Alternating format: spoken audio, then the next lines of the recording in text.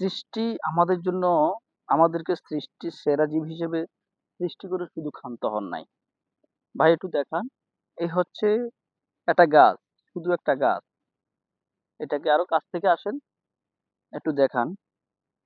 এটাকে আমাদের গ্রাম বাংলায় মায়রার শাক বলে সম্ভবত, আর কোন অঞ্চলে কি বলে জানি না। এটা এমন একটা তরকারি, এটা কিন্তু গাছ, কেবলমাত্র একটা গাছ।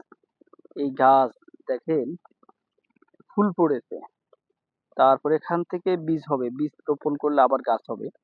তবে এখানে অনেক পুষ্টিকর। এটা আমাদের সবাই, আমরা সবাই কম বেশি এটা খাই। দেখেন, একটু কাছ থেকে দেখান। দেখেন ফুল, অলরেডি ফুল হয়েছে। এখান থেকে বীজ হবে, বীজগুলো আবার বপন করলে আবার এখান থেকে গাছ হবে। তো এই শাক, এটার শাক অনেক সুস্বাদু, আমাদের স্বাস্থ্যের জন্য অনেক ভালো শাক সবজি। পাশাপাশি দেখেন খুব সুন্দর টকটকে। এটা, এটার মধ্যে দুটো ইন্টারেস্টিং আছে। একটা হচ্ছে এটার পাতা, পাতা আমরা খেতে পারি শাক হিসেবে। পাশাপাশি সবজি হিসেবে আমরা এটার এই যে এই ঢালটা, গাছটা, আমরা এটাও খাইতে পারি। এটাও খাই বিভিন্ন তরকারি সাথে, বিভিন্ন মাছের সাথে রান্না করে আমরা এটা খাই। অনেক সুস্বাদু একটা খাবার। তো আপনাদেরকে অসংখ্য ধন্যবাদ। দেখেন গাছটা কিন্তু লাল, প্রকৃতি আসলে এক একটা গাছের, এই আর একটা গাছ,